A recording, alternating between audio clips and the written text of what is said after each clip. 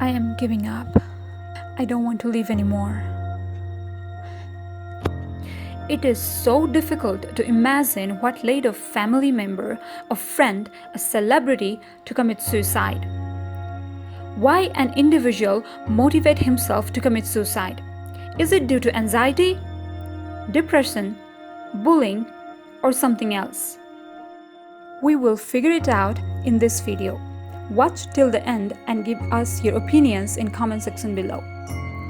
According to data of WHO, close to 800,000 people die due to suicide every year, which is 1% every 40 seconds.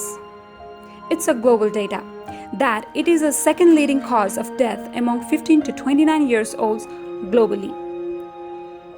In fact, 79% of suicide occurred in low and middle income countries. Taking global data, ingestion of pesticide, hanging and firearms are the most common methods of suicide. Compared to women, men are 3 times more likely to die by suicide in Australia, 3.5 times more likely in the US, and more than 4 times more likely in Russia and Argentina.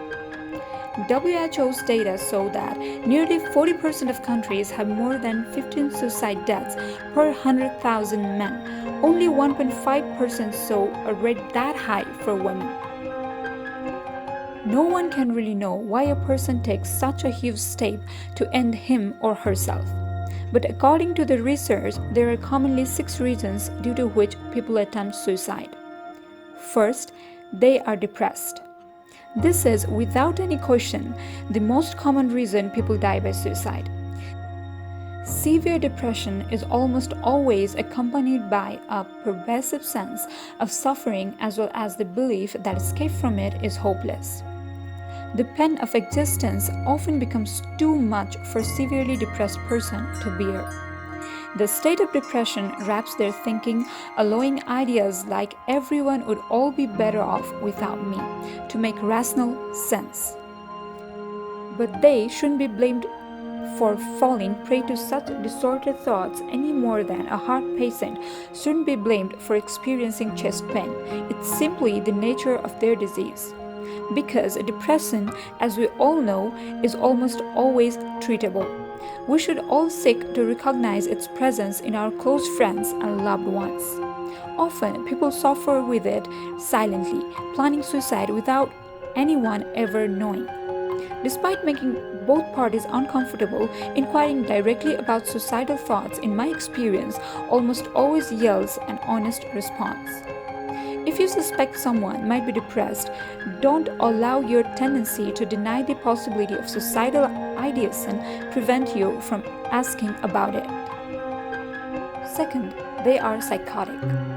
Malevolent inner voices often command self-destruction for unintelligible reasons.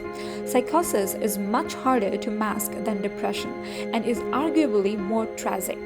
The worldwide incidence of schizophrenia is 1% and often strikes otherwise healthy, high-performing individuals whose lives, though manageable with medication, are often derailed from their original promise. Schizophrenics are just as likely to talk freely about the voices commanding them to kill themselves as not, and also, in my experience, give honest answers about thoughts of suicide when asked directly. Psychosis too is treatable and also must be treated for a schizophrenic to be able to function at all.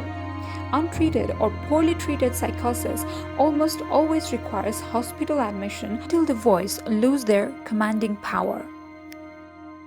Third, they are impulsive. Often related to drugs and alcohol, some people become maudlin and impulsively attempt to end their own lives. Once sobered and calmed, these people usually feel emphatically ashamed. The remorse is often genuine, but whether or not they'll ever attempt suicide again is unpredictable. They may try it again the very next time they become drunk or high, or never again in their lifetime. Hospital admission is, therefore, not usually indicated. Substance abuse and the underlying reasons for it are generally a greater concern in these people and should be addressed as aggressively as possible. The fourth one is, They are crying out for help but don't know how else to get it. These people don't usually want to die but do want to alert those around them that something is seriously wrong. They often don't believe they will die, frequently choosing methods they don't think can kill them in order to call attention to their challenges, but they are sometimes tragically misinformed. For instance, a young teenage girl suffering genuine angst because she feels lonely or has gotten into a devastating fight with her parents may swallow a bottle of Tylenol, not realizing that in high enough doses, Tylenol causes irreversible liver damage. I've watched more than one teenager die a horrible death in an ICU days after such an ingestion when remorse has already cured them of their desire to die and their true goal of alerting those close to them of their distress has been achieved. Number 5. They have philosophical desire to die. The decision to die by suicide for some is based on a reasoned decision, often motivated by the presence of a painful terminal illness from which little to no hope of reprieve exists. These people aren't depressed, psychotic, maudlin, or crying out for help. They are trying to take control of their destiny and alleviate their own suffering, which usually can only be done in death. They often look at their choice to die by suicide as a way to shorten a die that will happen regardless. In my personal view, if such a people are evaluated by a qualified professional who can reliably exclude the other possibilities for why suicide is desired, these people should be allowed to die at their own hands. This death is also listed legal under jurisdiction of some states in US, which is called euthanasia. Number 6 is that they make a mistake. This is a recent tragic phenomenon in which typically young people flirt with oxygen deprivation for the high it brings and simply go too far. The only defense against this, it seems to me, is education. As bad as killing oneself is, we should definitely try to prevent suicides.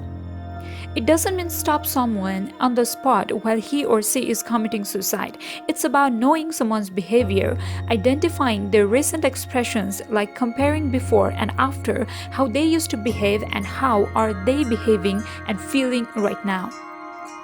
If we ever feel someone is going to be a victim of suicide, at first we need to try to identify the warning signs of suicide, which can include talking about death or suicide, feelings of hopelessness, saying that they are a burden, withdrawing from friends and family, losing interest in activities, extreme mood swings, giving away possessions.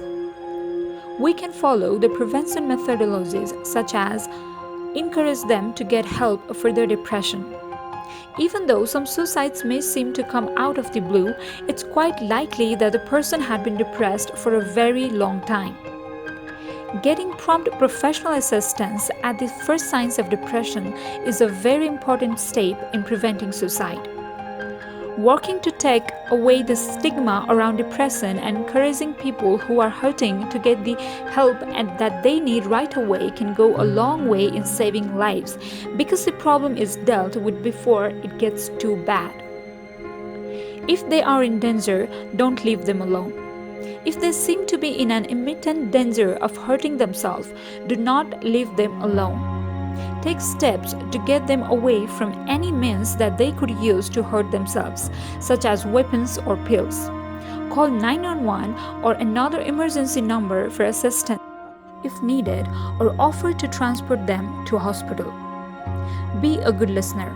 Being able to talk with a caring friend or unburden yourself from your troubles can go a long way in relieving the unbearable built-up of pressure that can lead to a suicide attempt. Being a good listener doesn't require any special skills. Be patient and accepting, but avoid getting into an argument or trying to offer simplistic solutions. Avoid any "have you tried X, Y, or Z" comments that focus on quick fixes. Such attempts might come off as insensitive and seem to trivialize what a person is experiencing. Simply be there and show that you care. Don't discount their feelings.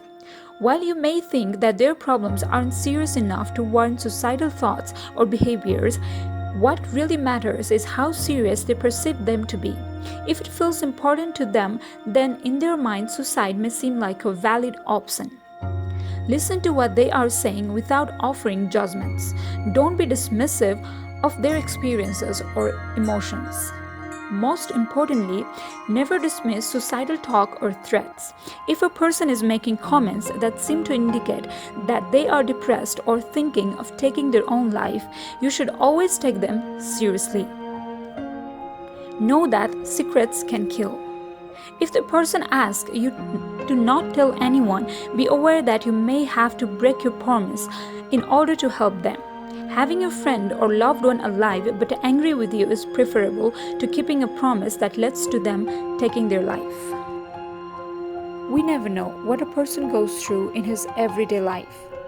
Everything seems fine from the front, but what's beside the face is unknown. We have seen or heard the news of suicide cases of people on whom we literally made a statement, it can't be true.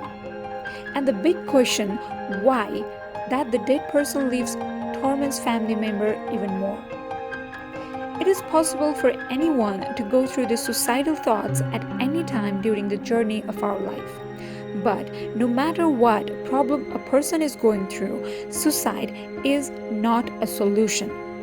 As it seems, the main reason for a person to commit suicide is mental health issues, we want to say via this video that please think twice or thrice or as much as needed before deciding to take your own life. People care and your life matters. If you are suffocating in your own thoughts, release them. Approach to your close ones. If you want to make people hear you, shout, but don't hurt yourself. Your life matters. And to us who are not going through that phase, we need to listen. We need to care. We need to be our loved ones' support. Support of even a stranger if he or she approaches to us. Say no to suicide. Stay safe.